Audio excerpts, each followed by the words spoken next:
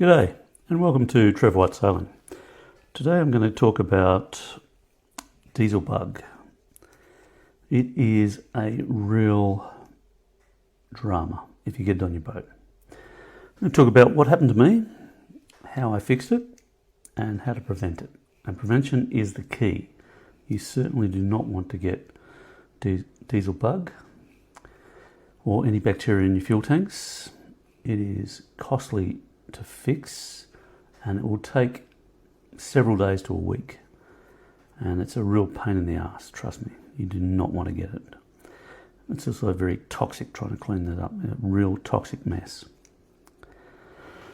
So the situation when I first bought my boat, Tintin, I was in Perth. The boat had been unloved for a couple of years. The owner had passed away and I purchased a boat. It had reasonably full fuel tanks, but it hadn't really been getting much use. So I bought the boat, did all the things that you normally do when you buy a boat, fix everything, replace everything, spend more money than you anticipate. But I didn't didn't dump the fuel and change the fuel or clean the fuel. It's not something I thought about at the time. I did the water tanks because I'd had problems with contaminated water tanks before, so I cleaned all those, washed them all out. But I had been using the boat, like when I purchased it, I'd moved it to a new marina about 60 miles away. I'd been sailing on that boat quite regularly, hadn't had any problems at all. So I had no real reason to believe that there was diesel bug in the fuel tanks. And and I changed the filters, primary, secondary filters, when I purchased a boat and did a major engine service. So I was pretty happy with it, and I set off on a sail, a 105-day sail from Perth in Western Australia across the Southern Ocean in winter to the Whitsundays, and I didn't expect anything to go wrong, but first week got me down into Augusta, got stuck in Augusta in a massive 50-knot squall or gale for a few days, and then I got down into Albany, and I needed to refuel in Albany because I'd used quite a bit of fuel. So a couple of chaps I was chatting to at the main wharf where I was tied up to kindly helped me get some diesel. They provided some jerry cans, so that might have been the first problem I encountered, was using someone else's jerry cans. But we went up, fueled up, had a fuel depot, so I had no reason to believe the fuel was bad. Got the fuel on board. It probably took on about 200 litres. And I left Albany, which is in just sort of the bottom of Australia, heading into the Great Australian Bight. And it's about 1,000 miles across to Port Lincoln, Kangaroo Island, where I was heading. In fact, I was planning to go straight across to Portland, but we got a fair caning on that trip. We encountered quite a few storms. The chap who was going to be joining us, he left. Ended up having a Finnish guy called Erno and myself, and we set sail, and it was a really, really, really hard fucking trip. We were hove to at one stage for 4 days in up to 90 knots. Boat got absolutely thacked, had the pumps running constantly, trying to keep the water out of the boat, which is finding its way into little crevices everywhere.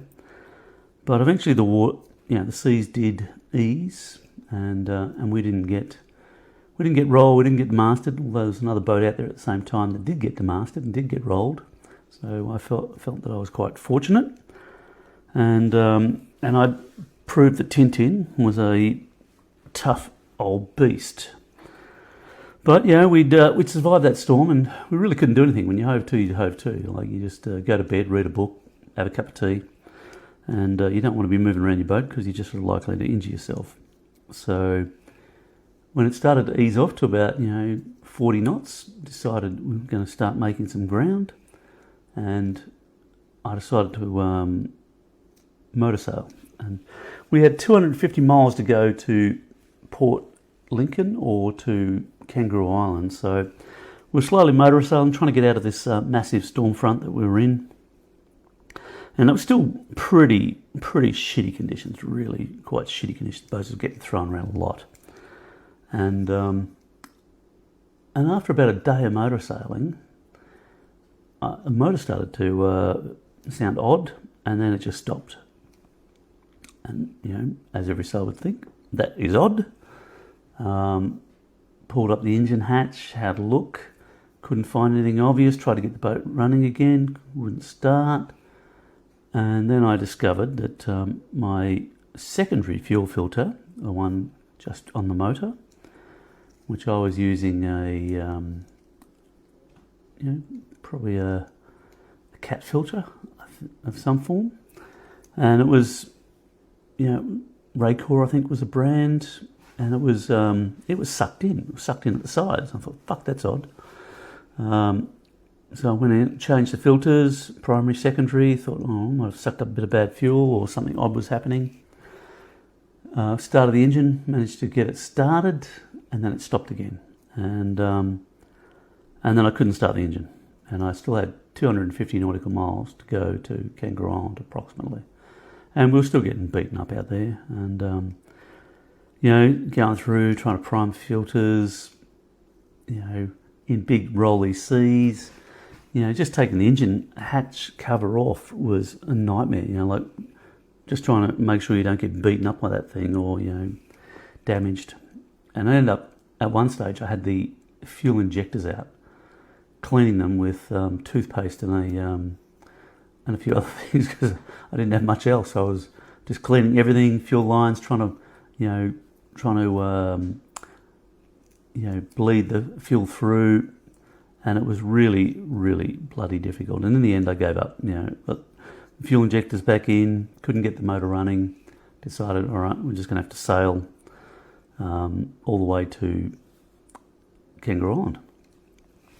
And it probably wasn't until I was within, visuals of land again, after several days, where we actually started to make some ground. Like as we came into Kangaroo Island, the conditions eased off. We were in the lee of Kangaroo Island, and I had all sail up, and I was punching along at like 10 knots. I thought, beauty, I'm going to get to Kangaroo Island. I'm going to get this motor bloody sorted out. There's bound to be a mechanic.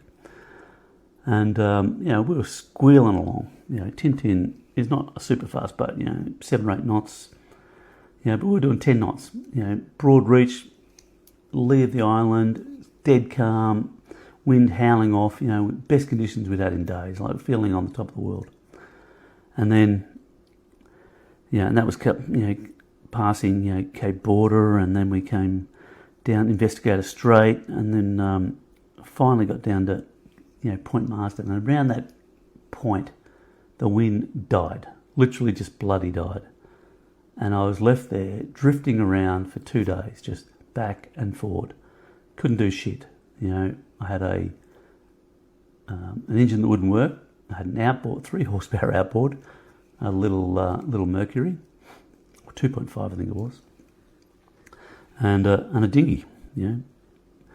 And eventually, I got to the point where I was about 75 metres off the rocks. I thought, fuck this, I'm gonna sink if I'm not bloody careful. And got the dinghy over the side, got the outboard on, a pissy little 2.5. And it didn't have a huge amount of outboard fuel, but we started it and we started going. And we literally motored off the rocks with a tiny little outboard, just pushing ourselves along. And I was surprised, we're doing about 3 knots.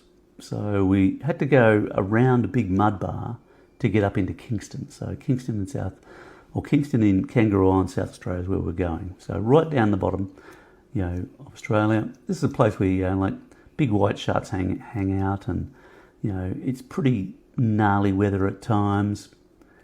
So you got to keep your shit in a sock if you're going to stay alive down here.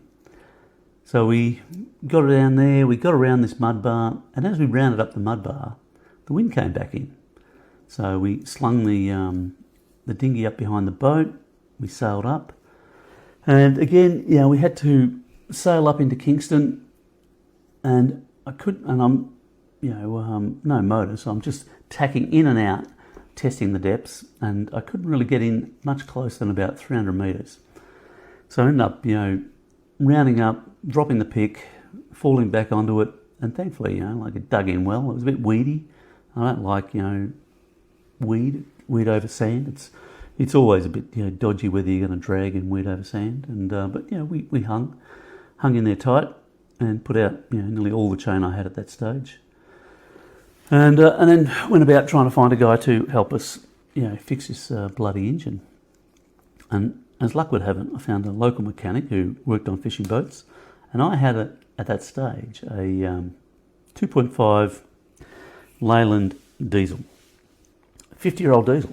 It's basically a tractor engine. These things are super reliable, simple as fuck, not that hard to keep going. And talked to the guy. He didn't really know the engine. He worked on cray boats basically, but he chatted to his dad, and his dad had actually worked on these boats, and they were primarily used as ice machines on fishing boats. So little 4 cylinders, well, big for me, little for a crayfisherman who's got a V8 or V10 or V12 or whatever the hell they're running. And so him and his old man, they come out in their dinghy, get on the boat, and start pulling the engine down. We're bleeding all through the system. Bleed through the injector pump, right up to the injectors, and we just couldn't get this thing going. So first day, no joy, couldn't get it going, and they left after a few hours. Second day, I think the old man came out, and he's sort of semi-retired. He's determined, to get us running, and. In the meantime, I managed to go and buy some outboard motor engine cleaner. It's really toxic shit. And I'd been spraying all the fuel lines. So basically spraying this stuff through the fuel lines because I didn't have an air compressor. And it's about the only thing I could find that was, would clean fuel lines and had a bit of pressure behind it. So I'm spraying it through the fuel lines, trying to get any contamination out. At that stage, I really wasn't aware what the problem was. I didn't understand that it was diesel bug. I didn't really think I'd had diesel bug. And in the end, we were dicking around. The engine had plenty of batteries, so I could just keep cranking the batteries. And I had a tin of olive oil, spray olive oil that you put into a pan, cook bacon or something. And so I started to fire this into the intake of the diesel engine. Again, it's a pretty basic old diesel. And that started to create combustion, because that was the fuel source. I wasn't getting fuel through the injector pump and the injectors, but I was pumping fuel through the intake, the olive oil, it's very fine olive oil spray. And we got the engine to turn over, and as we got the engine to turn over, we started priming it as hard as we could, and eventually got this thing to run again. It's like I was super, super wrapped. Got this bloody engine running. I thought, problem solved, paid my money, and spent another couple of days there, had a few beers, tried to get over the, gassing myself with this engine outboard cleaner. It was fucking toxic. I was as high as a kite for about 3 days. I'm sure my sinuses have never been cleaner. It was toxic fucking stuff. Wish I'd never done it. But got the engine running. Thought, righto, cool. And a couple of days later, we head off. And in the meantime, I got new filters. I thought, righto, we had some sort of blockage. Didn't understand it was diesel bug, and we headed off to Portland. And on the way, we caught another storm, so we ended up going to Cape Jaffa. Spent a couple of days there. Back out into the Great Australian Bight, or it's bottom of South Australia really now. And it was about 3 days to Portland, so we're getting down there. And as we're coming up to the Capes off Portland, engine dies again, and it's fucking miserable. It's blowing 35 knots. It's onshore, and this is this is Shipyard Alley. Like, this is where a lot of people have died. And it is ugly as fuck. Really, really ugly place to be in a boat. And I'm tacking my ass off, trying to stay off the rocks, and trying to get around the headland and get up into Portland. And Portland was the closest place. Next would have been Port Fairy. It's a river entrance. It's even harder, especially when you don't have an engine. Portland had a reasonably large port which could take ships, and I ended up calling the local police. They put me onto sea rescue, and luckily, Portland has a pretty avid game fishing community, so they had a decent rescue boat. It was like a pilot boat, and I'm tacking my way up into the harbour, and finally get off there, and then I had to bloody drift because someone else was getting rescued that night, and I ended up, I didn't get it was pretty light winds as I came up into that bay, but it had been blowing its ass off around the corner. But there was a massive storm coming, so I'm just shitting myself going, if I don't get in here, I'm going to have to head out back out to sea. Finally get the sea rescue came out, towed me in, threw me up against a wharf, and another $600, thank you very much. And tied the boat up, and for the next 2 weeks it just blew its ass off. And this is the part of the world where it does blow its ass off. 40, 50 knots is not uncommon. 8 metre seas is not uncommon. It is a place which keeps you quite honest. And in that time, I discovered that I had bacteria in my fuel. So I had fuel bug. And so I got onto another chap down there. We decided to completely strip the fuel system. Strip it, drain it, clean it. He's a crusty old, what would you call him? Boats everything. The guy had been around boats his whole life. Working on fishing boats, building timber boats. He'd been doing it for a long time. He's probably 60 or 70. But that wealth of experience, he goes, "You got fuel bug, mate. You're gonna have to strip it out, clean it." And so I had to pay to get the fuel pumped out of my boat and taken away. And I only just put fuel on. So there's 200 litres of fuel you're just basically dumping, and you're paying someone the privilege of getting rid of it. Not to mention you've got to pull the boat apart. So I had to pull up the floor, pull up the fuel tank inspection hatches, pull out all the fuel lines and basically toss them.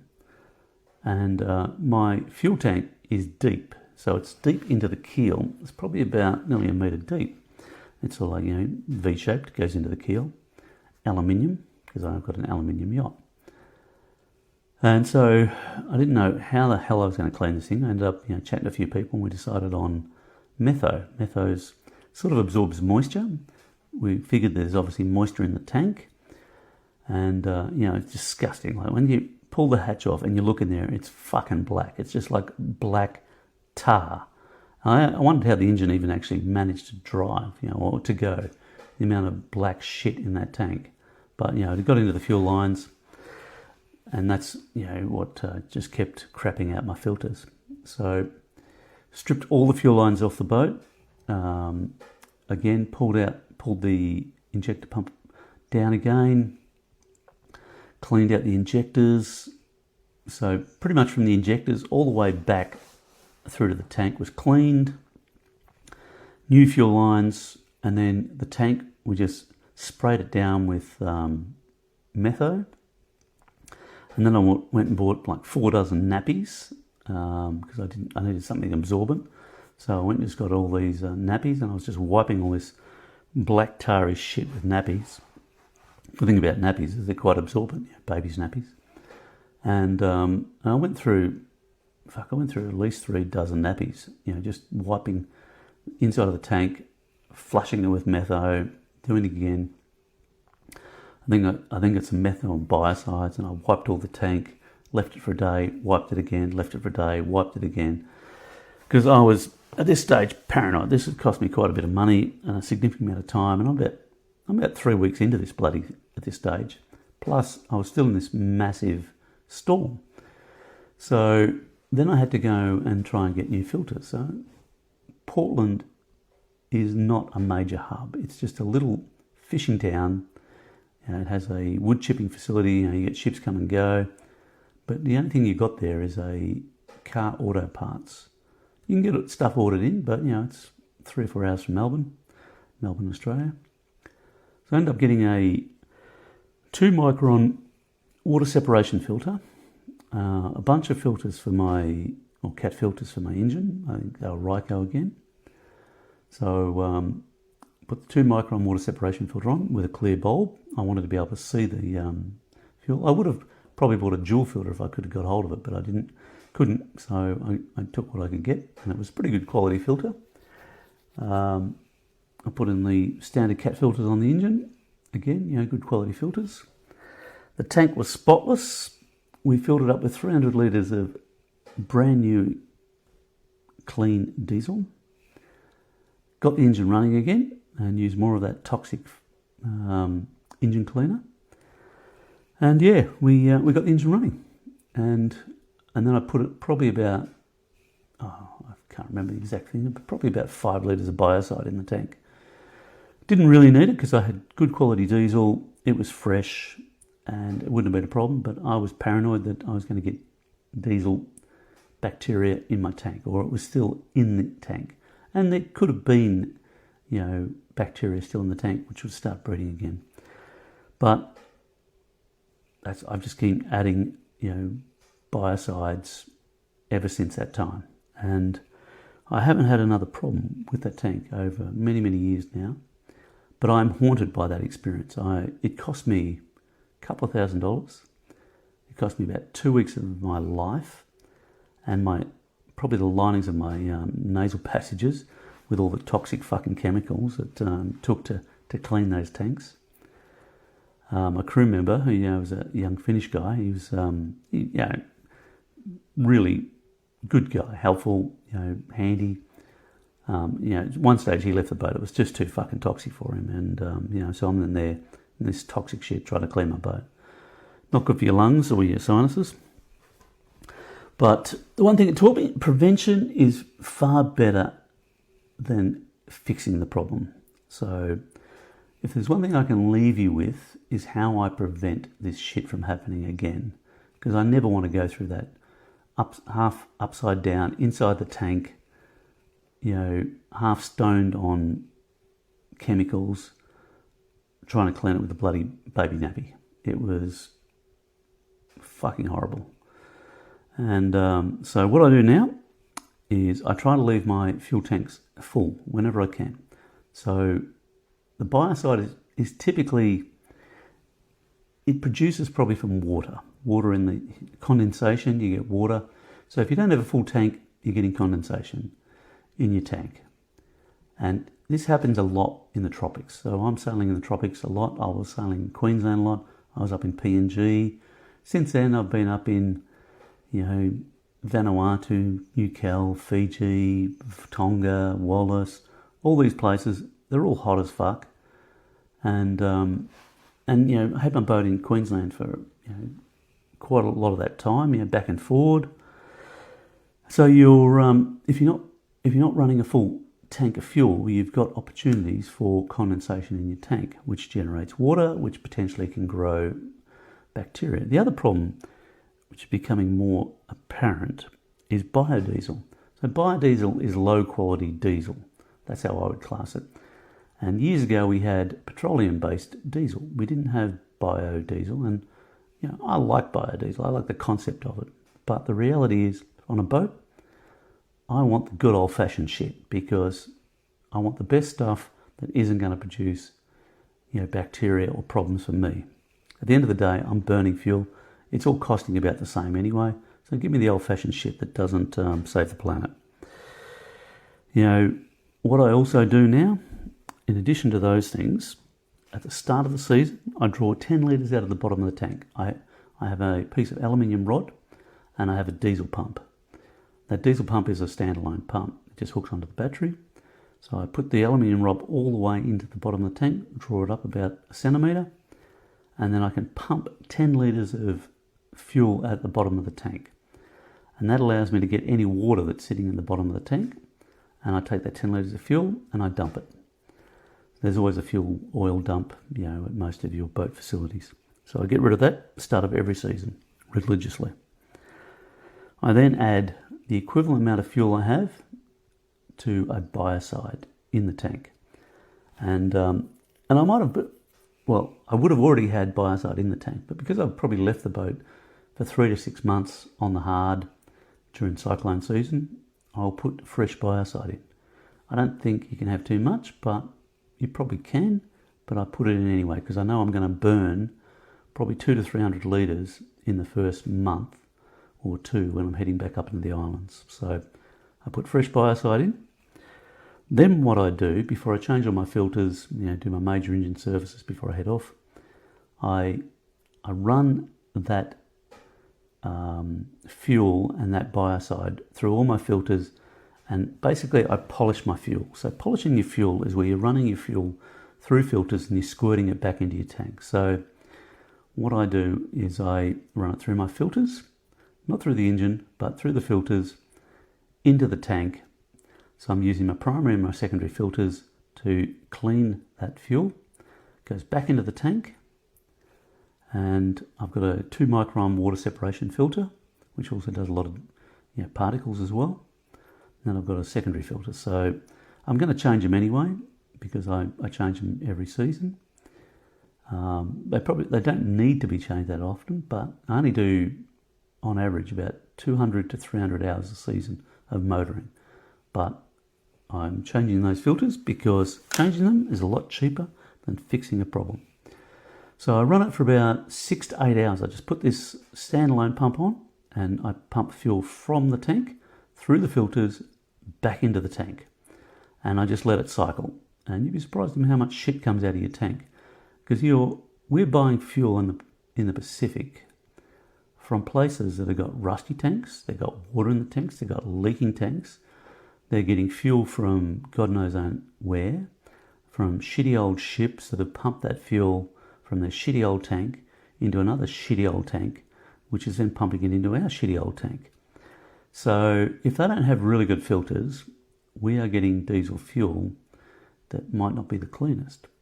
And you can have all the wonderful, filters you want, but it still doesn't generally get all that shit and water out. Like there are some quite good water separation and particle filters, and great if you're using them. They might help, but they also slow down the process. Sometimes you want to be able to take on fuel. Sometimes I'm taking on fuel with jerry cans. There's a lot as well. So I know that I'm getting moisture and I'm getting crap in my fuel, particularly up in the Pacific. Every fuel refill, I add the equivalent amount of biocide to my tank. It doesn't matter whether I'm putting a 20 litre jerry in or I'm taking on 200 litres. I'm putting some biocide in the tank and I'm refreshing it all the time.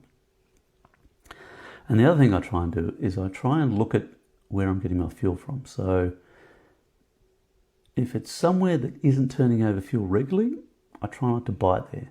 I try and buy it, regardless of price, from the most fresh fuel, like somewhere where it's just turning over fuel. If they've got super yachts turning up and taking on 90,000 litres, they've got big ass stink boats coming in there and taking on 5,000 litres a morning, that's where I want to buy my fuel, because that fuel has been turned over a lot. I don't want to be buying fuel from somewhere that's been sitting in the tanks for the last 12 months because it will have water and condensation and God knows what else. I want to be buying fuel from places that are turning over their fuel a lot. Because if you've got an expensive stink boat, you're not going to tolerate anybody selling you shit fuel. Because motors on a Bertram or one of those big fishing boats, they're probably $100,000 a motor. You don't have a sense of humour when you've got to cough up $100,000 to change a motor. So that's where I try and get my fuel from. The biocide I use is Fuel Doctor. Now that's commonly available in Australia and New Zealand. I'm primarily sailing in Australia, New Zealand and the Pacific. I'm up in up and down in the Pacific and New Zealand a lot at the moment because it's fucking awesome. Like, it's some of the best cruising you're ever going to do. And I'm really enjoying it. Like, I'm really enjoying just cruising in the Pacific. You know, people are wonderful, conditions are wonderful, it's just beautiful, and, you know, it's great. What more can I say? Enjoying it a lot. So I probably will end up doing another couple of seasons here, I think. But you do have to put up with some of these issues, and shitty fuel is one of these issues. But Fuel Doctor is something that is readily available in this part of the world. I find that it works. I'm not saying it's the best product. I don't get sponsored by any of these people. Wish I did. If you want to sponsor me, give me a few cartons of Fuel Doctor. In the short term, I'm sponsoring them. So, but you know, if you're over this part of the world or you're coming across the Pacific, Fuel Doctor is a pretty good quality brand, readily available in Australia. I buy it in New Zealand as well. I don't typically buy it in the islands because I tend to buy it in 5 to 10 litre lots because I tend to use a lot of the shit because I'm scarred by cleaning my fuel tank. So if my little story can leave you slightly scarred and, you know, thinking about prevention rather than thinking about cleaning out your tanks, then good. That's what and how you should be thinking. If I have any advice before you head it off, if you're coming from the States, South America, coming across the Pacific, and you hadn't cleaned out your fuel tanks, I would, at the very least, drain the bottom 10 to 20 litres out of each tank. I would then put a fuckload of Fuel Doctor or a Biocide, a good quality one, not a cheap ass one, a good quality one, into your tank. I would then polish your tanks. And if you want to see a video on polishing tanks, Jamie and Colin from Parlay Revival, it's a pretty well-known YouTube channel. Those guys made their own fuel polisher recently because they had some problems with their own tanks. They're good guys to watch. They're quite entertaining, and they made a system for catamarans. Me, I just use a standalone pump, a piece of aluminium pipe, which I slide down into the tank, and then I just run it through my filters. I keep it pretty bloody basic. I know I've got friends who have dedicated fuel polishing systems where they can switch it over, and they do it every couple of weeks. I think that's probably a bit excessive. For me, at the start of the season, polishing the fuel, changing the filters, fresh biocide, being selective about my fuel, trying to keep up my tanks topped up, and topping up biocide on every fuel fill-up has been working for me. But if you're unsure about your tanks, certainly have a look in those suckers. You can get those little waterproof scopes that you can put in through a hatch, and if it's got a light on it, you might be able to see if it's black. Like biocide is black tar. Go and look on YouTube, put in diesel bug. In my case, it was thick black fucking tar. I had probably 2 inches of black scum on the bottom of the whole tank. It was disgusting. It was really difficult to get out, and you do not want it. You want to prevent it at all costs. So that's me.